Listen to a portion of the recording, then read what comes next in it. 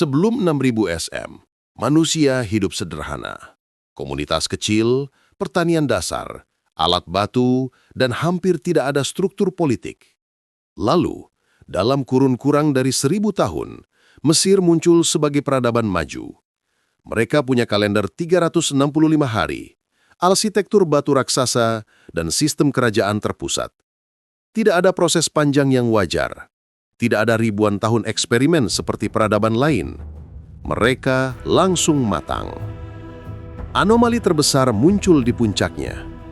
Piramida tertua justru paling presisi. Giza dibangun dengan deviasi orientasi terhadap utara, hanya beberapa menit busur. Piramida setelahnya justru menurun kualitasnya. Normalnya, teknologi naik semakin baik. Namun Mesir terbalik. Teknologi tertinggi muncul di awal, lalu menurun.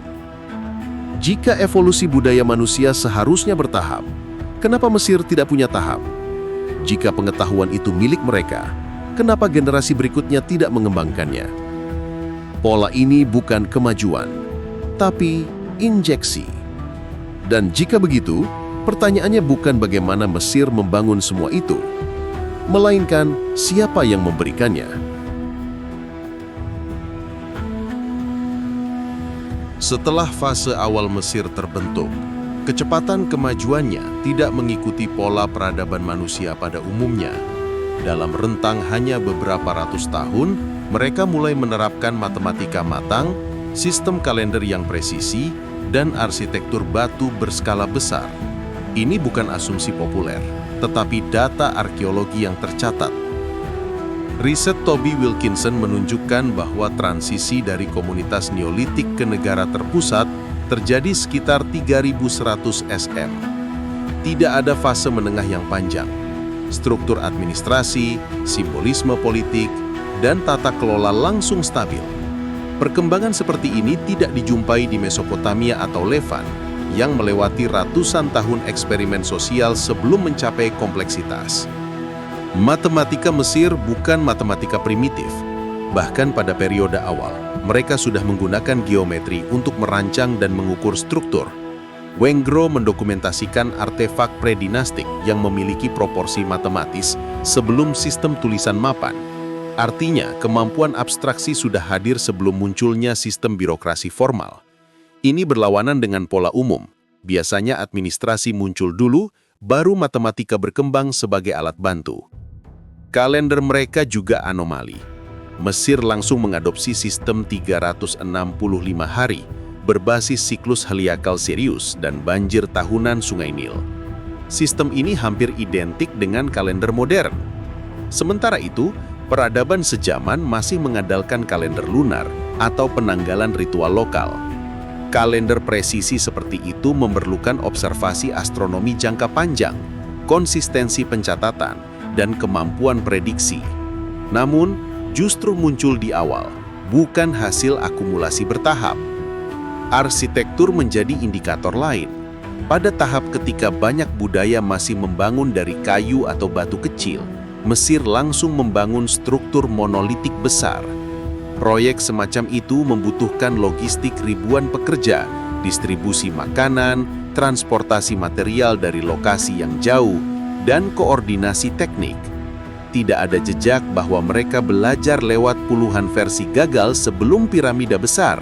Loncatannya tidak linier. Secara ilmiah, kurva evolusi budaya biasanya berbentuk mendaki lambat. Pengetahuan terbentuk, diuji, disempurnakan, diterapkan. Pada Mesir, pola itu terputus. Mereka melompat langsung ke tahap penerapan tanpa periode inkubasi yang cukup panjang. Ini menghasilkan kesenjangan logis. Di mana proses percobaannya? Di mana fase pembuktian teknologinya? Kesimpulannya sederhana tapi penting. Jika kemajuan Mesir lahir dari proses organik, maka bukti perkembangan bertahap harus muncul di lapisan arkeologi. Fakta justru berlawanan.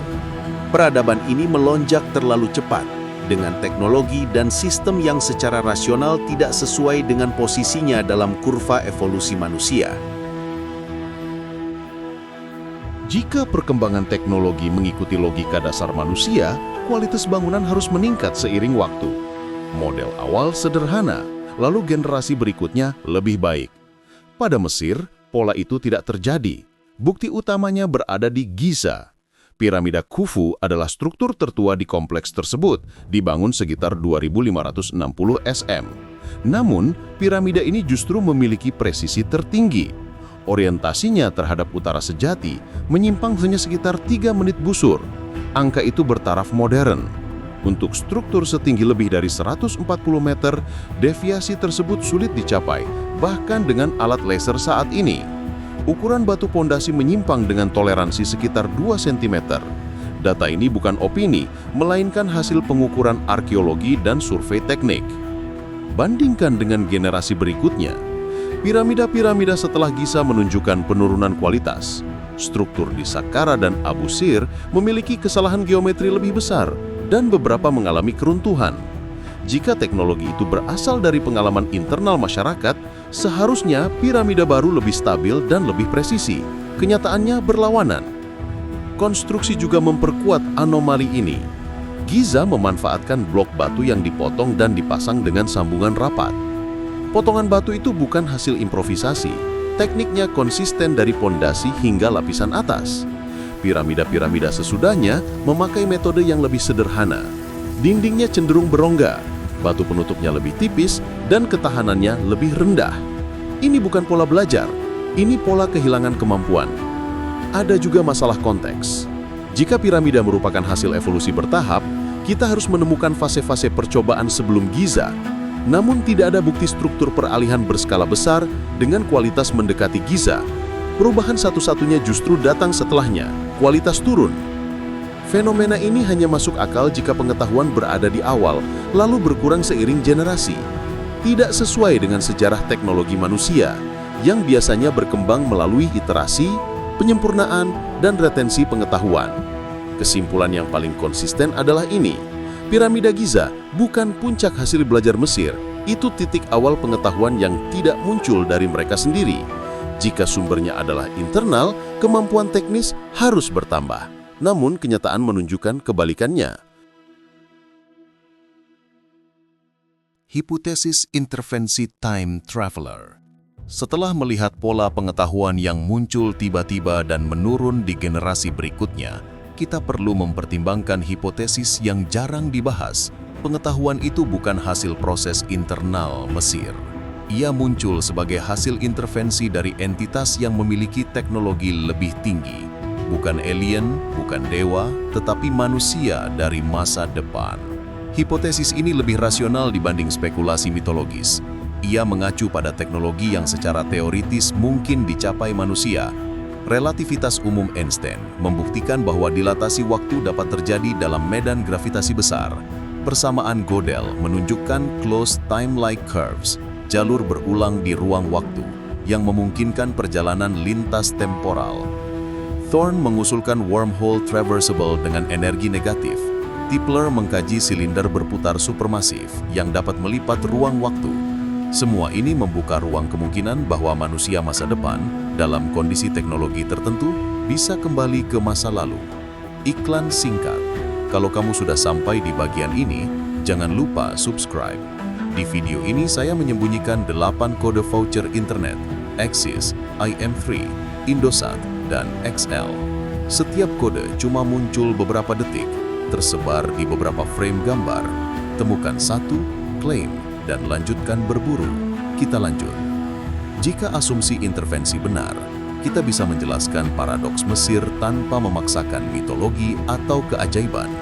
Pengetahuan tinggi muncul sekali saat agen eksternal hadir, lalu hilang saat agen itu pergi. Dampaknya bertahan, tetapi instrumen teknis untuk mereproduksinya lenyap. Inilah yang menjelaskan mengapa piramida setelah Giza justru semakin buruk, bukan karena Mesir gagal berkembang, tetapi karena mereka tidak pernah benar-benar memiliki teknologi itu. Pola pengetahuan yang mendadak muncul, lalu stagnan, lalu menurun, adalah pola injeksi, bukan evolusi. Dalam konteks teori perjalanan waktu, ini bukan argumentasi fantastik. Ini sekedar kemungkinan logis yang sesuai dengan anomali data. Jika piramida, kalender, matematika, dan birokrasi muncul terlalu cepat, maka sumbernya tidak mungkin murni internal. Mesir bukan menemukan, Mesir menerima. Jika manusia masa depan benar kembali ke masa lalu, pertanyaan utama muncul. Apakah mereka mengubah sejarah mereka sendiri? Jawaban logisnya tidak. Intervensi tidak membalikan realita asal mereka. Intervensi menciptakan realita baru. Secara fisika teoritis, ini tidak asing. David Deutsch menjelaskan model self-consistent timeline, di mana perjalanan waktu tidak menghancurkan masa depan penjelajahnya. Sebaliknya, tindakan mereka memicu cabang realita yang independen. Bukan multiverse seperti fiksi, bukan dunia tak terbatas. Hanya satu cabang baru yang terbentuk ketika intervensi terjadi. Konsep ini diperkuat oleh interpretasi quantum Everett. Dalam model many worlds, keputusan atau fenomena tertentu dapat menghasilkan cabang realita berbeda tanpa meniadakan realita asal. Itu bukan cerita fantasi, itu adalah solusi matematis dari persamaan Schrödinger. Cabang ada karena sistem menyelesaikan konflik temporal melalui pemisahan keadaan, bukan revisi keadaan yang sudah terjadi. Dalam konteks Mesir, mekanismenya sederhana. Manusia masa depan kembali ke periode pre-dinastik awal. Mereka memberikan paket pengetahuan terbatas, geometri dasar, teknik konstruksi, model administrasi terpusat. Ketika transfer ini dilakukan, timeline asal mereka tidak berubah. Intervensi itu hanya membuka timeline alternatif, yaitu timeline kita. Karena itu, data arkeologi terlihat seperti lompatan mendadak. Kita, dalam cabang ini, melihat Mesir tiba-tiba matang, karena titik awalnya bukan 0 pengetahuan, melainkan 0 tambah injeksi. Sementara timeline awal, tanpa intervensi, tetap berjalan seperti versi dunia yang kita tidak bisa akses. Ini juga menjelaskan mengapa pengetahuan awal hilang secara bertahap. Masyarakat yang menerima teknologi tetapi tidak mengembangkan teknologi tersebut, hanya bisa mempertahankan hasil akhirnya. Mereka tidak memahami dasar teorinya. Setelah generasi awal penerima wafat, pengetahuan melemah. Lalu, ia turun ke tingkat praktis, bukan teoretis. Dengan kerangka seperti ini, Mesir bukan dimanipulasi untuk mengubah masa depan para intervensor. Mesir hanya menjadi percobaan waktu yang aman, memulai satu jalur realita baru yang tidak berdampak ke jalur asal. Membangun timeline di mana lonjakan budaya terjadi cepat, lalu diamati dari jauh. Poinnya jelas dan tidak dramatis. Eksperimen waktu tidak menghancurkan sejarah. Ia hanya membuat sejarah lain. Timeline kita adalah salah satunya.